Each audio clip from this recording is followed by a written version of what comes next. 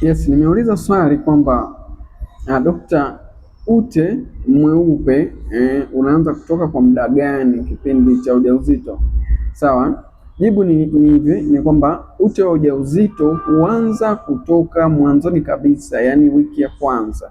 Sawa, kuanzia wiki ya kwanza, ya pili, ya tatu pale, basi unaanza kupata ute. Sawa, kwa hiyo sasa cha kujua, kitu muhimu kuliko vyote ni kwamba inatakiwa ujue ni ute gani unaotoka wakati wa ujauzito. Je, una rangi gani? Unatoa harufu au hautoi harufu? Sawa, ni muhimu kujua ute ambao si salama kipindi cha ujauzito. Ukiona unatoa ute ambao unatoa harufu kali, sawa, una rangi kama maziwa mtindi, ni mzito, sawa, unatoa harufu, hiyo ni dalili mbaya, maanake una maambukizi katika mfumo wako wa uzazi. Inawezekana una maambukizi ya Candida ambao ni fungus. Lakini unaweza ukawa unatoa ute kumbe una infection katika mfumo wa uzazi, una maambukizi ya pelvic inflammatory disease, kifupi tunaita PID. Sawa, hiyo pia ni mbaya.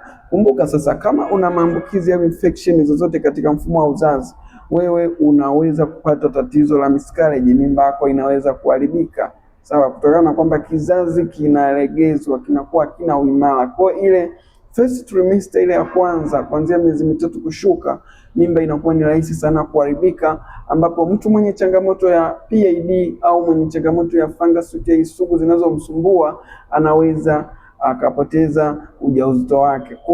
Kwa hiyo jitahidi sana kuangalia ute gani ambao unaupata ukiwa mjauzito.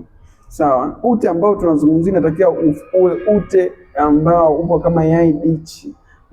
Ute ni mweupe kupita kiasi, hauna rangi yoyote ile, hauna harufu yoyote ile. Huo ute ndio tunaozungumzia au ndio naozungumzia hapa.